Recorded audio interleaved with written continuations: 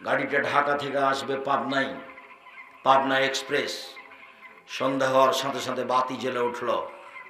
ওটা ছিল দেশ ট্রাভেলস রাজশাহী। আমি জিজ্ঞাসা করলাম, তুমি সন্ধ্যা হওয়ার সাথে সাথে বাতি জ্বালালে কেন? তো আমাকে বলল, আমার বস বলেছেন সূর্য ডুবার সাথে সাথে বাতি দিতে হবে। আরে সূর্য ডুবার সাথে সাথে হিন্দুরা বাতি লাগায়, তুমি আবার হিন্দু হলে কখন? স্বামী মরার সাথে সাথে নাকফুল খুলে নিতে হবে, স্বামী মরার সাথে সাথে নাকফুল খুলে হিন্দুরা নেই। সাজগোজ করা নিষেধ 4 মাস 10 দিন, কিন্তু এইসব গয়নাগাঠি খুলে দিতে হবে, এই কথা তো রাসূল সাল্লাল্লাহু আলাইহি ওয়াসাল্লাম বলেননি। সম্মানিত দিনী ভাই বোন, পৃথিবীর মাটিতে সবচেয়ে বড় মহাপাপ শিরক, দ্বিতীয় মহাপাপ পিতামাতার অবাধ্য চলা, তৃতীয় মহাপাপ মিথ্যা সাক্ষী দেওয়া। 20 বছর থেকে ও জেলে আছে, পাবনা জেলে। একটু সাধ করে ছেলের মাথায় হাত দেওয়ার কোনো সুযোগ নেই। পাশে স্ত্রী দাঁড়িয়ে আছে, 2 মাস 3 মাস পর দেখতে এসেছে, একটু স্ত্রীর গায়ে হাত বলাবে এরকম কোনো সুযোগ নেই। সে নিজেও জানা আমি জেলে কেন। এর নাম দাঙ্গাবাজি, এর নাম দলীয় দাপট, এর নাম ক্ষমতা। তার বোঝা উচিত ফেরাউন ডুবে গেছে। এই বেটা, দাঙ্গাবাজি করে, ক্ষমতা দেখে, দলীয় দাপট দেখে 1 মিনিট বেঁচে থেকে সফলতা আনতে পারো না। ফেরাউন ডুবে গেছে, তোমারও নৌকা ডুবে গেছে, তুমি হিসাব করিও। মনে রেখো, তুমি মাটির মানুষ, একেবারে নত হয়ে থাকো। বাকি জীবন কাউকে অহংকার দিয়ে কথা বলো না, এরকম কথা বলবো না। তুমি মাটির মানুষ। কে মনে করো বিচারের মাঠে আল্লাহ যখন বিচার শুরু করবেন, তখন তিনি প্রথমে বলবেন, আল ইয়াউমা লা তামলাকু নাফসুন লিনাফসিন শাইআন আমরু ইয়াউমাইযিন লিল্লাহ। আজ কোন মানুষের উপকার করতে পারবে না, একচ্ছত্র মালিকানা আমার হাতে। সেই দিন আল্লাহ রাসূল বলছেন, আল্লাহ বলবেন, আইনাল জাব্বার আইনাল মুতাকাব্বির, স্বৈরাচারী, স্বেচ্ছাচারী, অহংকারী, বদমেজাজির কোথায়? আনা মালিকুল আমলাক, আমি হচ্ছে রাজাধিরাজ। সেদিন তুমি বুঝতে পারবে ক্ষমতা কাকে বলে, দাপট কাকে বলে। অযথা 50 টাকা রিক্সাওয়ালা চেয়েছে, তার জন্য তুমি 1 থাপড় মেরে দিলে।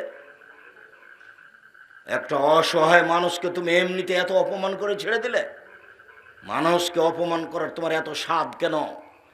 একটা রিক্সাওয়ালাকে একটা থাপ্পড় মারার তোমার স্বাদ কেন? তোমার একটা দামি গাড়িতে রিক্সাওয়ালার চাকাটা না হয় লেগে গেছে, যার জন্য তুমি রিক্সাওয়ালাকে এত মোটা কথা বললে কেন? রিক্সাওয়ালাও মানুষ। তুমি কয় টাকার মালিক? তুমি কয় টাকার মালিক? কয় পয়সার মালিক? তোমার এত দাপট হলো কেন? ভুল সিদ্ধান্ত, ফিরে আসো। তুমি কিন্তু মাটির মানুষ, তুমি কিন্তু একেবারে অপবিত্র, খারাপ, শুক্রকীটের মানুষ। বারবার বলছেন আল্লাহ, তোমার আবার অহংকার কি? তোমাকে তো আমি বীর্য দিয়ে শুক্রকীট দিয়ে বানিয়েছি। তোমার আবার অহংকার কিসের? তোমার বাপকে তৈরি করেছি আমি মাটি দিয়ে, আর তোমাকে তৈরি করেছি শুক্রকীট দিয়ে, যেটা কাপড়ে লাগলে ধুয়ে ফেলতে হয়, যেটার কারণে মানুষকে গোসল করতে হয়। আর তোমার বাপকে সৃষ্টি করেছি মাটি দিয়ে, আর তোমাকে সৃষ্টি করেছি কি দিয়ে? শুক্রকীট দিয়ে। তোমার দাম কি আছে? তুমি এত দাম্ভিক হলে কি করে? তুমি তো দাম্ভিক হতে না তোমার নিচের দিক দেখলে। তোমার কি থেকে সৃষ্টি করেছি? তোমার কেন এত ক্ষমতা? দেশের দিনী ভাই বোন, মিডিয়াতে দেশে বিশেষ যত দিনী ভাই বোন আমাদের সাথে আছেন অনলাইনে, সমস্ত সকল দিনী ভাই বোনকে আমি অনুরোধ জানাচ্ছি, 1 মিনিটের জন্য ক্ষমতা দেখিয়ে বাঁচার চেষ্টা করিয়েন না। ফেরাউন ডুবে গেছে। 1 মিনিটের জন্য ক্ষমতা দেখিয়ে বাঁচলে পরকাল হারিয়ে যাবে। জালেমের বিচার পরে হবে। যারা রিক্সাওয়ালাকে 1 থাপ্পড় মেরেছে তার বিচার পরে হবে। যারা জোর করে জমি দখল করেছে তার বিচার পরে হবে। যারা ওসর জাকাত বের করেনি ওরা ফকিরের মাল মেরে খেয়েছে। যারা ওসর জাকাত বের করেনি তারা ভিক্ষুকের টাকা মেরে খেয়েছে। ওদের বিচার পরে হবে। ওরা মারুক, ওরা ফকির মিসকিনের টাকা মেরে খেয়েছে, ওদের বিচার পরে হবে।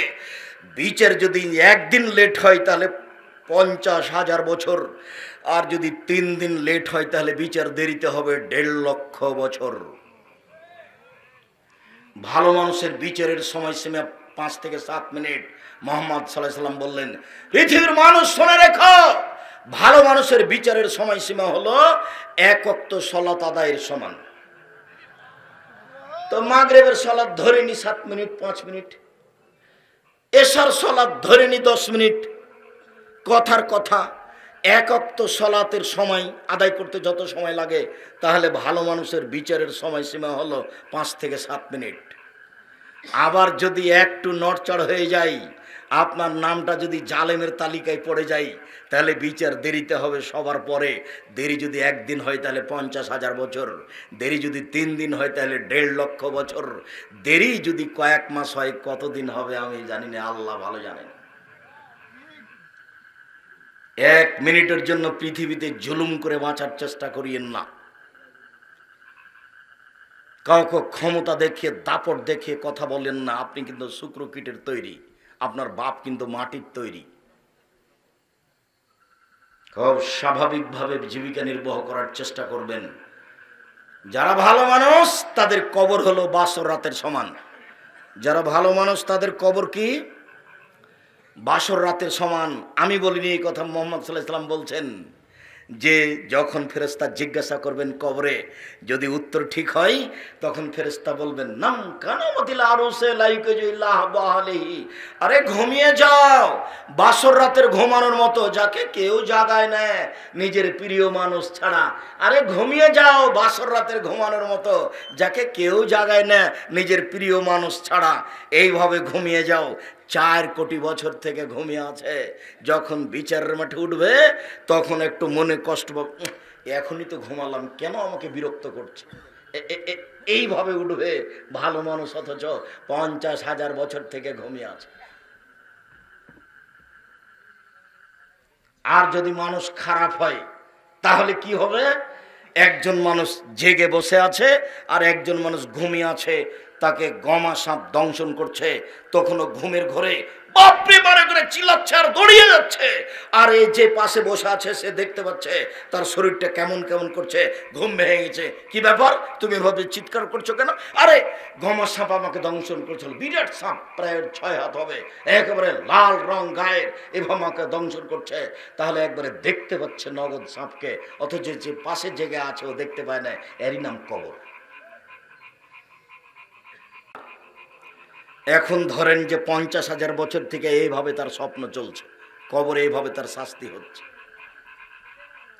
যে পিটাচ্ছে যে হাতুড় দিয়ে, আল্লাহ রাসূল বলছেন ওই হাতুড়টা যদি হিমালয় পাহাড়ে মারা যায়, শক্তিশালী বড় পাহাড়ে, তাহলে ধুলা হয়ে যাবে, মারতে থাকবে বিচারের দিন পর্যন্ত। আপনাকে আমি বুঝাতে পারি না কবর কি জিনিস, বুঝাতে পারি না কিয়ামত কি জিনিস, বুঝাতে পারি না জাহান্নাম কি জিনিস। জাতির সামনে অনেক দিন বললাম, কিন্তু জাতিকে যথাযথভাবে বুঝাতে পারলাম না, দুঃখিত।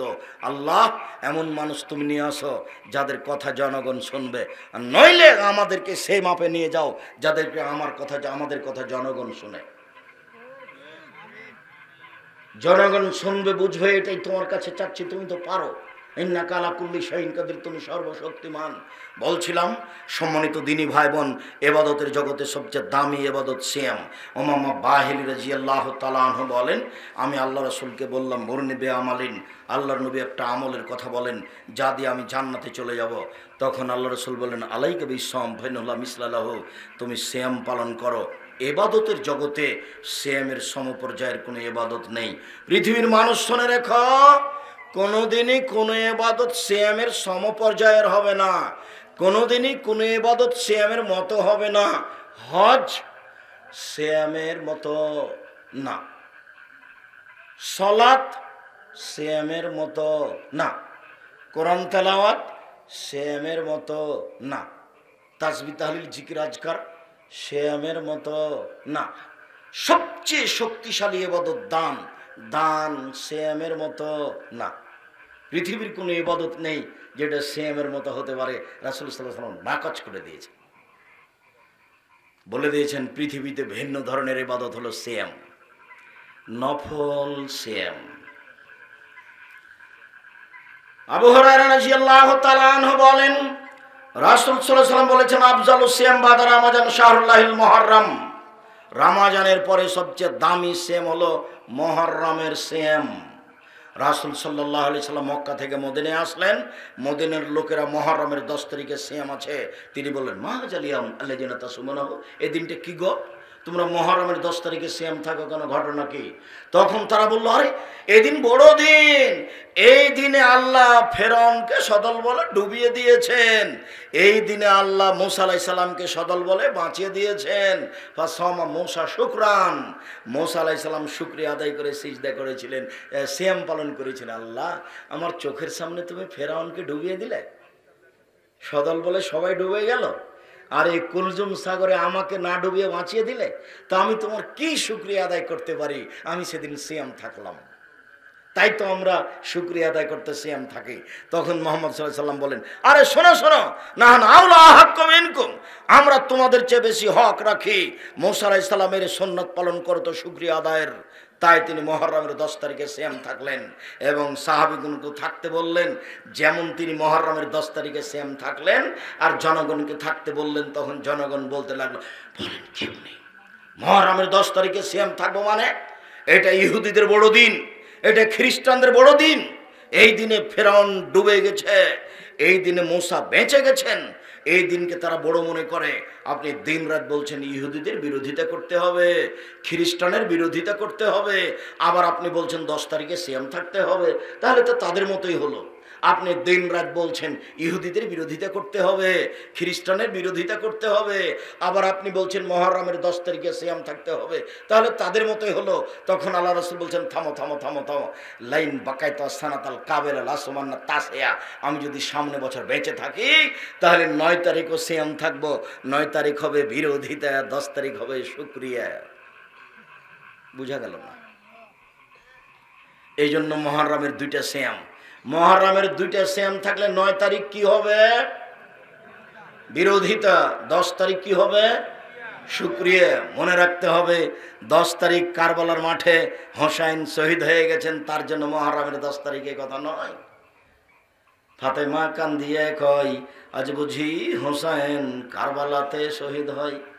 যেদিন হোসাইন ইরাকের মাটিতে কারবালার মাঠে শহীদ হন, তার 49 বছর আগে ফাতেমা মারা গেছেন। যে মহিলা 49 বছর আগে মারা গেছেন, তিনি কি করে বলতে পারেন ফাতেমা কান্দিয়ে কয়, আজ বুঝি হোসাইন কারবালাতে শহীদ হয়? হুজুরের বক্তব্য পুথির গানের মতো। হুজুরের বক্তব্য কেমন? পুথির গানের মতো। পুথির গান বুঝেন না? 6 মাসের রাস্তা মর্দ 6 দিনে গেল, ঘোড়ায় চড়িয়া মর্দ হাঁটিয়া চলিল, এর নাম পুথির গান। হুজুরের বক্তব্য এরকমই। কোন সাহসে তিনি ধর্মের নামে এভাবে কথা বলেন? বলছিলাম, হাফসা রাদিয়াল্লাহু তাআলা আনহা বলেন, পৃথিবীর মানুষ শুনে রেখো, আল্লাহর নবী 4টা কাজ কখনো ছাড়তেন না। 1, মুহররমের 10 তারিখের সিয়াম। 2, ওল আসরে, কুরবানির 1 তারিখ থেকে 9 তারিখ পর্যন্ত সিয়াম। জুলহিজ্জা কুরবানির মাসের 1 তারিখ থেকে 9 পর্যন্ত সিয়াম। 3, সালাসাত আইমিন শাহরিন, প্রত্যেক মাসে 3টা সিয়াম। 4, ফজরের 2 রাকাত সুন্নাত। আল্লাহর নবী কখনো ছাড়তেন না। মনে থাকবে না মনে হয়? বাড়ি যাবেন আর বলবেন যে কি 4টা গো, কি? ও, 1 হলো মুহররমের 10 তারিখ, 2 কি? 2 হলো 2, ও জুলহিজ্জার 1 থেকে 9, এটা 2। আর 3 তো প্রতি মাসে 3টা। 4টা কি? 4টা মনে পড়ে না? 4টা হলো, ও হ্যাঁ, ফজরের 2 রাকাত সুন্নাত। মনে থাকবে না মনে হয়? এখন সিরিয়াল দেন তো দেখি। 1, মুহররমের 10 তারিখে সিয়াম, 9, 10। 2, জুলহিজ্জার 1 থেকে 9 পর্যন্ত সিয়াম, কুরবানির দিন আগের পর্যন্ত। 3, প্রতি মাসে 3 দিন সিয়াম। 4, ফজরের 2 রাকাত সুন্নাত, ফজরের আগে। কাল আবার ভুলে যায়েন না, এদেশে একটা বই পাওয়া যায়, উপদেশ। বইয়ের নাম কি? উপদেশ। কে বড় লাভবান, এই বইয়ে এটা দেওয়া আছে। আপনার জন্য দুয়ার বইটা লিখেছিলাম, মরণ একদিন আসবে লিখেছিলাম, আপনি মনে করলেন যে আব্দুর রাজ্জাক সাহেবের বই না কিনে ওনাকে ঠগিয়ে দিয়েছি। এটা আপনি মনে করিয়েন না, আপনি আমাকে ঠগিয়ে দেননি। জামিয়া সালাফের মুখপত্র মাসিক আল ইতিসাম পত্রিকা আপনি না পড়ে আমাকে ঠগিয়ে দেননি। আমি লক্ষ লক্ষ টাকা খরচ করে 10 জন মুফতি রেখে মাসিক আল ইতিসাম পত্রিকা বের করি। জানি না আপনার সাধ কেন তাতে হয় না। আমি আমার জীবনে কোনোদিন মুখে অপ্রয়োজনীয় বাক্য বলিনি, আমার কলমে আমি কোনোদিন অপ্রয়োজনীয় বাক্য লিখিনি। আমি আপনার জন্যই জীবন বাজি রেখে চেষ্টা চালিয়ে যাচ্ছি। আমার মনে বড় স্বাদ, আমি এদেশের মাটিতে উন্নত মানের প্রতিষ্ঠান গড়বই ইনশাল্লাহ। সেটাই জামিয়া সালাফিয়া ডাঙ্গিপাড়া পাওয়া রাজশাহী, সেটাই জামিয়া সালাফিয়া রূপগঞ্জ নারায়ণগঞ্জ ঢাকা, সেটাই জামিয়া সালাফিয়া 6 মাইল বাবুগঞ্জ বরিশাল, সেটাই জামিয়া সালাফিয়া তেঘরা বিরল দিনাজপুর। এই দুইটা প্রতিষ্ঠানে রাজশাহী রূপগঞ্জ নারায়ণগঞ্জ 4000 ছেলে মেয়ে থাকে। তার 350 জন এতিম, 250 জন শিক্ষক শিক্ষিকা থাকেন, যাদের বেতন লাগে প্রায় 26 লক্ষ। আপনার একটু স্বাদও হয় না আমি পাবনার মানুষ, একটু দেখে আসি। দান সহযোগিতা পরে, আমি দোয়ার জন্য দরখাস্ত রেখেছি, আর স্বাদ করে একদিন দেখে আসবেন। আমার মনে বড় স্বাদ, এই দেশের মাটিতে উন্নত মানের প্রতিষ্ঠান গড়বই ইনশাআল্লাহ, যেখানে ছেলেমেয়েরা বাংলা ইংরেজি আরবি উন্নত মানের শিক্ষা অর্জন করে জাতির অন্যায়ের বিরুদ্ধে লড়বে মুখে কলমে মিডিয়ায়। সেটাই মুখ বলছি, সেটাই মিডিয়া যেটা ধরছে সব কথাবার্তা। জামিয়া সালাফের পক্ষ থেকে আছে অনলাইন আল ইতিসাম টিভি, আর সেটা হচ্ছে কলম, যেগুলো পুস্তক আপনি দেখতে পান। বলছিলাম সম্মানিত দিনী ভাই বোন, রাসূল সাল্লাল্লাহু আলাইহি সাল্লাম বললেন, কেউ যদি মুহররমের 2 দিন সিয়াম থাকে, অতীতের 1 বছরের পাপ ক্ষমা হবে। তিনি বললেন, কেউ যদি আরাফার 1 দিন সিয়াম থাকে, তাহলে আগে পরে 2 বছরের পাপ ক্ষমা হবে। তিনি বললেন, কেউ যদি প্রতি মাসে 3 দিন সিয়াম থাকে, সারা বছর সিয়াম পালন করে জানে কি হয় তাই হবে। তিনি বললেন, কেউ যদি রমজানের সিয়াম থাকে, তারপর শাওয়ালের 6টা সিয়াম থাকে, সারা বছর সিয়াম পালন করে জানে কি হয় তাই হবে। 1 মুহররমের 2 দিন সিয়াম, অতীতের 1 বছরের পাপ ক্ষমা হবে। 2 আরাফার 1 দিন সিয়াম, আগে পরে 2 বছরের পাপ ক্ষমা হবে। 3 প্রতি মাসে 3 দিন সিয়াম, সারা বছরের নেকি হবে। 4 শাওয়ালের 6 দিন সিয়াম, রমজানের পরে যদি শাওয়ালের 6 দিন সিয়াম থাকে, সারা বছর সিয়াম পালন করে জানে কি হয় তাই হবে। এ কথা আমি বলিনি, এ কথা মুহাম্মদ সাল্লাল্লাহু আলাইহি সাল্লাম বলেছেন। সম্মানিত দিনী ভাই বোন, এবার চলে আসি বৃহস্পতিবার সোমবার। রাসূল সাল্লাল্লাহু আলাইহি সাল্লাম বলছেন, আমি বৃহস্পতিবার সোমবার সিয়াম পালন করা ভালোবাসি। কেন?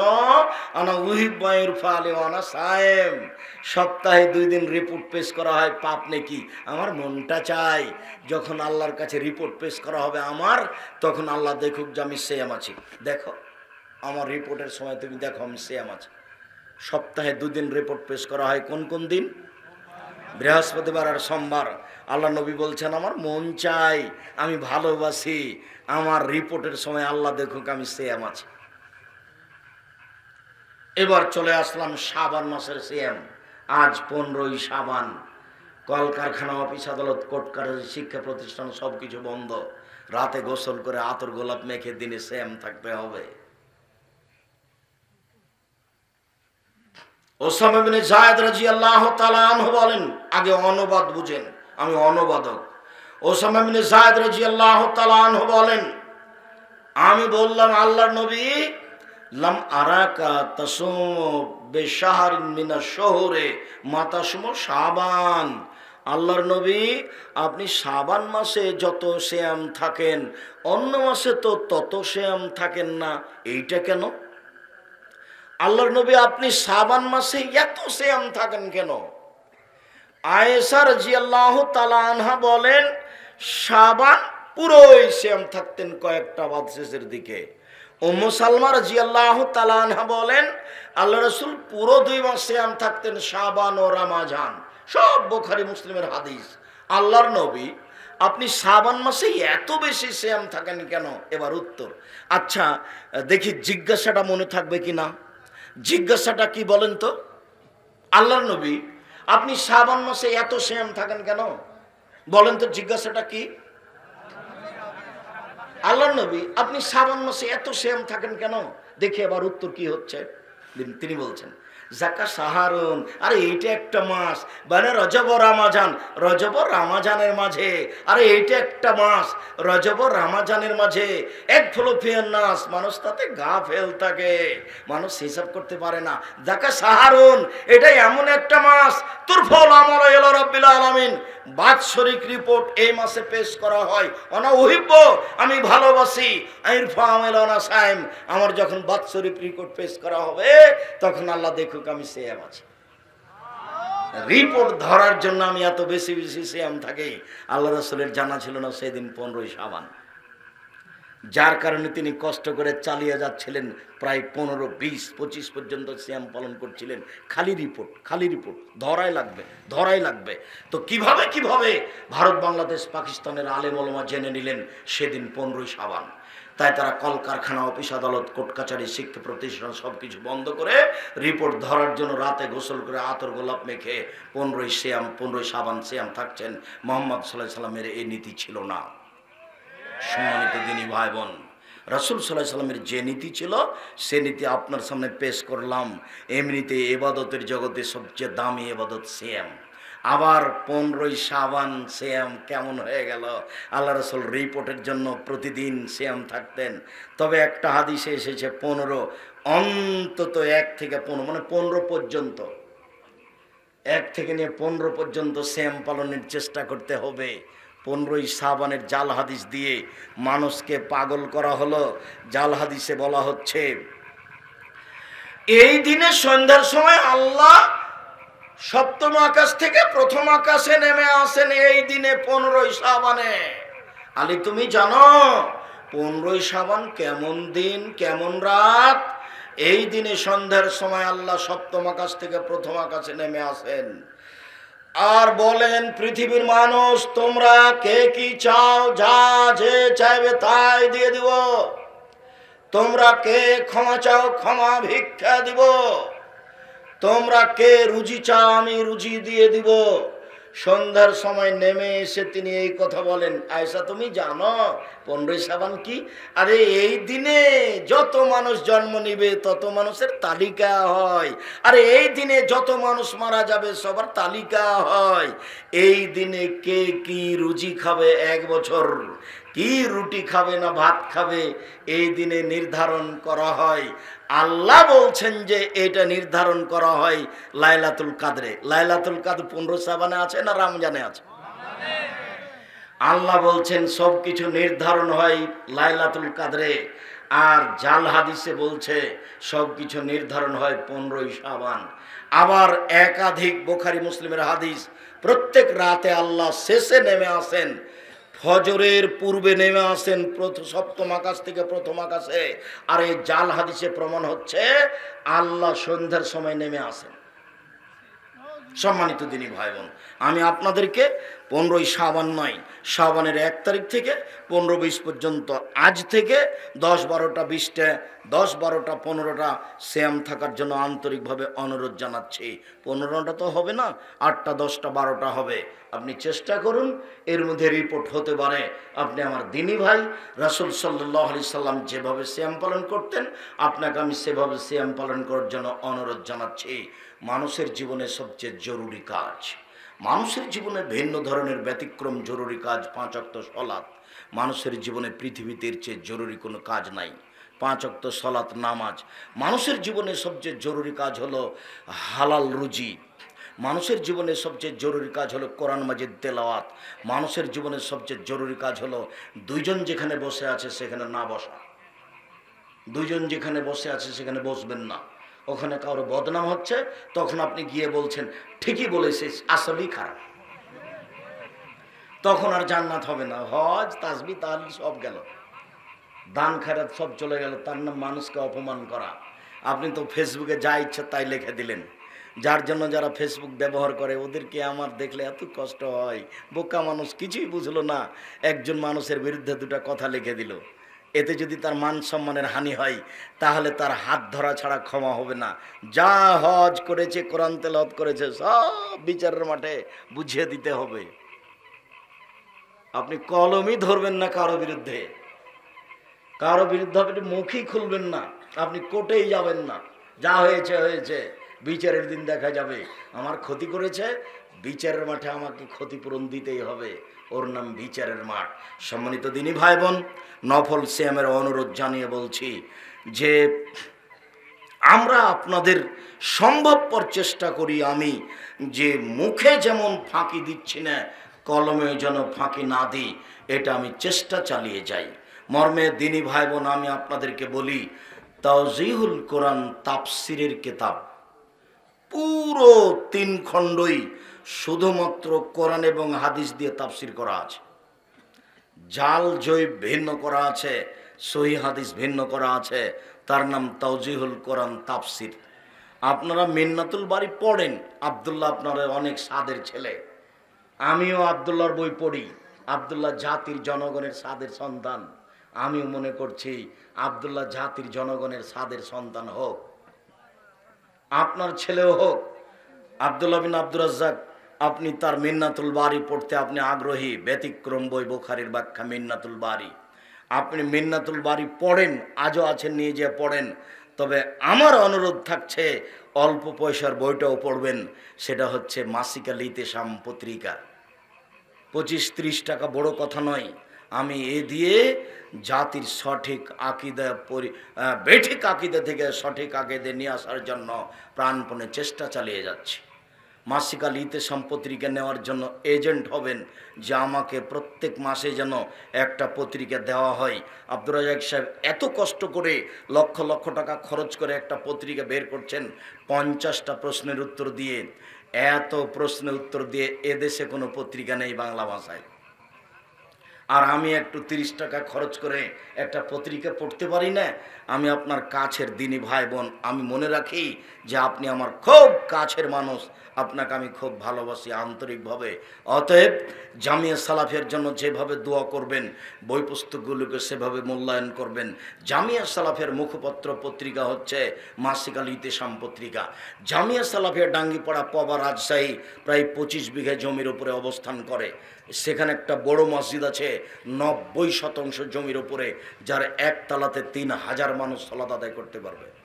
জামিয়া সালাফে রূপগঞ্জ, নারায়ণগঞ্জ, ঢাকা প্রায় 50 বিঘা জমির উপরে অবস্থান করে, যেখানে একটা মসজিদ তৈরি হবে 200 শতক জমির উপরে, যার একতলাতে 10,000 মানুষ একসাথে সালাত আদায় করতে পারবে ইনশাআল্লাহ। সেই অস্থায়ী মসজিদে আজকে দ্বিতীয় জুমা খুতবা দিলাম। ওইদিকে কেউ ঢাকায় গেলেন, বাইতুল হাম জামে মসজিদ হাঁটাবো, হাঁটাবো রূপগঞ্জ, নারায়ণগঞ্জ, ঢাকায়, সেখানে পৌঁছবেন পূর্বাচলের শেষ অংশে কাঞ্চন ব্রিজের পাশে। আজকে আলোচনার শেষে আমি আপনাদেরকে বইগুলি সংগ্রহ করার জন্য অনুরোধ জানাচ্ছি। বিশেষভাবে নতুন একটা বই বের হয়েছে পোশাক, বিশেষভাবে সলাতের ওপরে, যেটা নামাজের ওপরে সলাতের উপরে বই বের হয়েছে। এছাড়া আপনি মাসিক আল ইতিসাম পত্রিকা নিয়ে যাবেন অবশ্যই। মিন্নাতুল বারী নেন, যে কয়েকটা বই আছে, তাওজিহুল কোরআন নেন। বইগুলি সংগ্রহ করার জন্য আমার দিনী ভাই বোনকে অনুরোধ জানাচ্ছি। কেউ মাসিক আল ইতিসাম পত্রিকা ছাড়া যাবেন না, 25-30 টাকা ছাড়া কেউ যাবেন না। নিজের কাছে না থাকলে আর একজনের কাছে নিয়ে যাবেন। আমি আপনাদের জন্য আন্তরিকভাবে দোয়া করি, আল্লাহ যারা এখানে এসে এই প্রোগ্রামকে সফল করলো, তুমি তাদের যাজায়ে খায়ের দান করো। যারা ব্যবস্থাপনা করেছে তাদের তুমি যাজায়ে খায়ের দান করো। যারা আমরা এখানে প্রশাসনিকভাবে সহযোগিতা করেছি তাদের যাজায়ে খায়ের দান করো। তোমার দরবারে এই জোরালো দাবি ও দাওয়াত দোয়া রেখে আজকের সংক্ষিপ্ত আলোচনা এখানে শেষ করলাম। সুবহানাকাল্লাহুম্মা ওয়া বিহামদিকা আশহাদু আল্লা ইলাহা ইল্লা আনতা আস্তাগফিরুকা ওয়া আতুবু ইলাইক। আসসালাম।